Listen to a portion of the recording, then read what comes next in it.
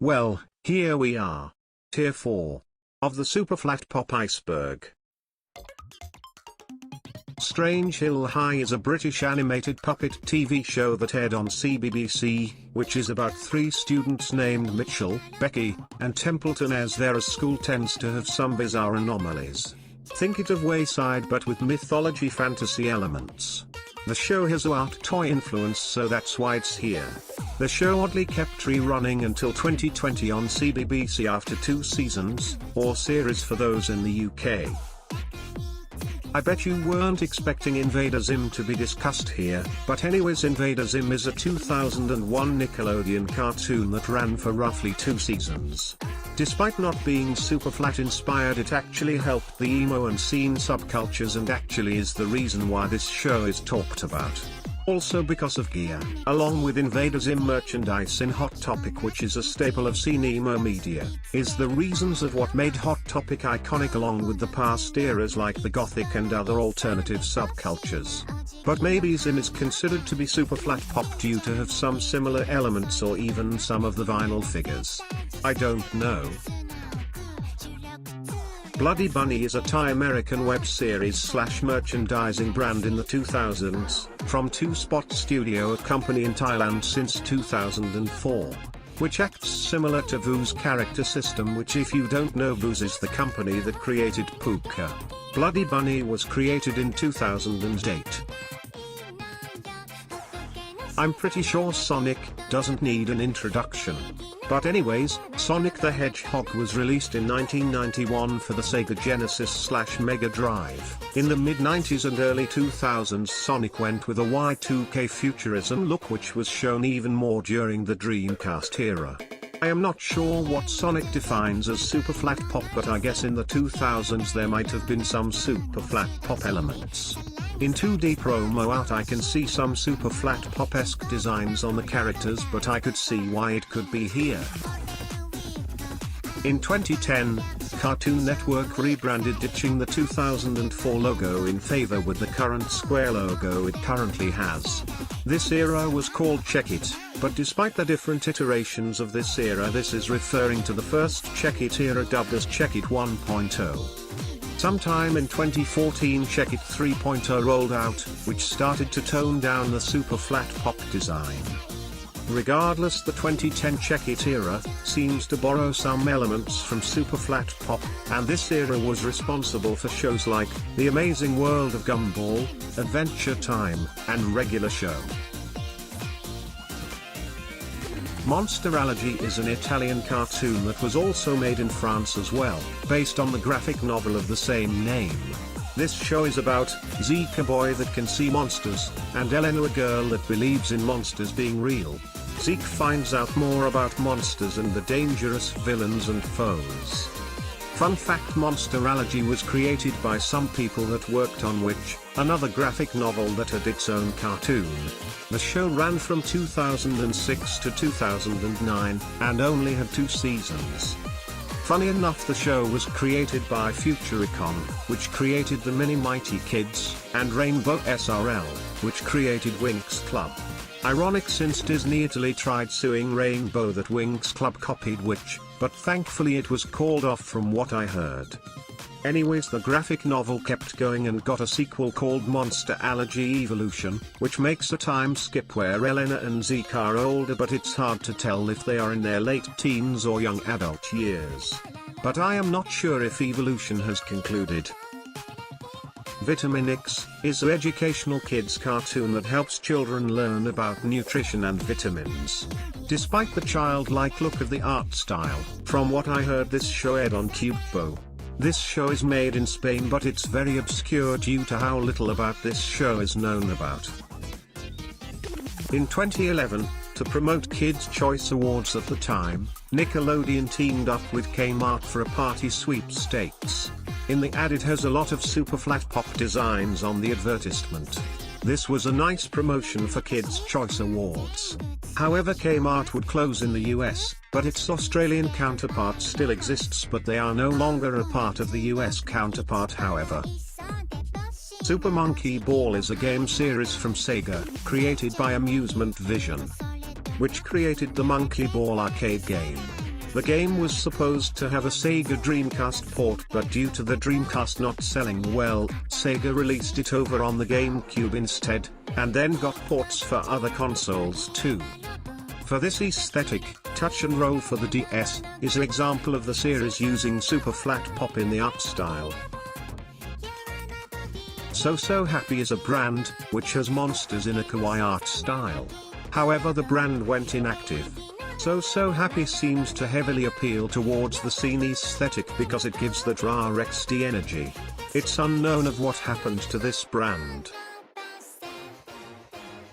As mentioned last time, Hideyuki Tanaka, not to be confused with the voice actor, is the creator of Super Milk-chan.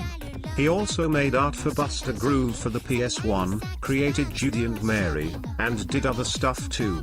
You can see some Y2K futurism and superflatpop in his artwork. Yep, you read this correctly. Pinkfong, which was responsible for Baby Shark. Baby Shark do do do do do, Baby Shark do do do do do, Baby Shark do do do do. But before all of this happened, even way before Baby Shark existed, it was originally called Smart Books, and things were way different back then. Fantastic Kid Fong was the old version of Pinkfong, and you can see it was way more superflatpop. There was some more characters before Pinkfong rebranded and abandoned them and repurposed it into the Pinkfong as we know it today. That sucks because these characters are way better than the current Pinkfong we have. So remember Takashi Murakami's mascots, Kai Kai and Kiki. Apparently Therese is a mini-series with these characters, and it's really short since they are only 3 episodes of Kai Kai and Kiki. And a pilot which is lost. So despite that the mini-series is also lost. So which episodes has been found? Well, take a wild guess. If you think all of them has been found, hate to break it to you, but only 1 episode has been found. Yeah, I wasn't expecting this to become one of those lost media to the point we have only 1 episode. However, there is a clip of the 2nd episode, but however the rest of the 2nd episode is lost, not to mention the 3rd episode has no clips. However, this isn't the only Murakami animation to become lost media, since the Creatures from Planet 66 is also lost too, but thankfully it's partially found, but yet the full animation is yet to resurface. Not to mention that the Creatures from Planet 66 has a Frutiger Aero touch to it. Moshi Monsters is a MMO which lasted from 2008 to 2019, which is surprising that it lasted longer than the other MMOs on the internet. There is even a movie called Moshi Monsters the movie in 2013. In 2019 Moshi Monsters came to a close after When Flash's discontinuation at the time. Don't worry, there is a fan revival called Moshi Monsters Rewritten which still has the game playable for fans. Bubble Bobble is a platformer released in arcades and the NES in the 80s, and published by Taito. It is a spin-off called Puzzle Bobble, or known as Bust a Move, which is a puzzle game where you try to pop the bubbles, but you have to be careful because the bubbles will be pushed down. Once it reaches the line, the game is over. The art style has this kawaii art style to it, so it explains why it's here. Apparently the creators of Pop Team Epic had a potential revival of reviving Wacky Races called Wacky Races Japan Tour, made sometime in 2023. However, it wasn't picked up, maybe because Cartoon Network wasn't interested.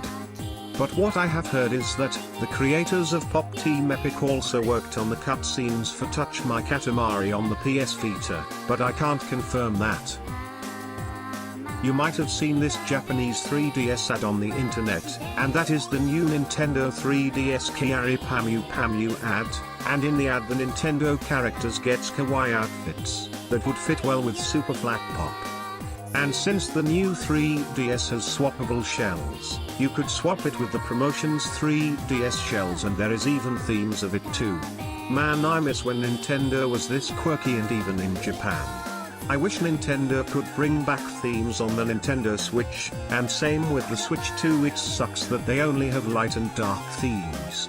As of making this entry, the Switch 2 hasn't been released yet, so it's unknown if Nintendo will dabble back into themes. Doesn't seem possible due to the Switch 2 UI looks identical to the Switch 1 UI but with a gradient for the selection. Cuckoo Harajuku is a cartoon, based on the Harajuku Lovers fragrance. This show used to air on Nickelodeon and Nick Jr. This show was created by Gwen Stefani, yes for real. This is about the Harajuku Lovers starring in their J-pop band called the HJ5. However, the show has criticism of Stefani's Harajuku Lovers brand, that it lacks the Japanese touch of the Harajuku Lovers brand, since this is supposed to take place in Japan, not a good sign. But anyways, this show is super flat pop because of the kawaii visuals. Asian Kung Fu Generation is a Japanese alternative rock band formed in 1996. The current band members are Masafumi Goto, Kensuke Kita, Takahiro Yamada, and Kiyoshi Aijichi. Apologies if the TTS if it butchered the pronunciation of these names. Their music were in openings from the animes to Full Metal Alchemist, Bleach, Naruto, and the anime Erased. The band is still going as of making this entry. Anyways, the album art of some covers can be super flat pop by having elements on the album covers.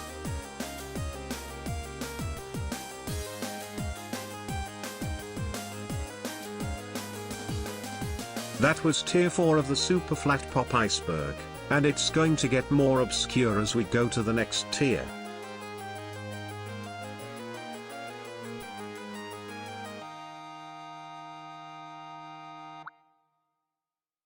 Thanks for watching. I know we have only 2 more tiers left before the iceberg is done.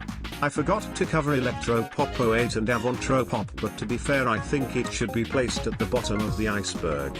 Stay tuned for the next part after taking a break again. Also, this video had to be exported twice, because of the copyright.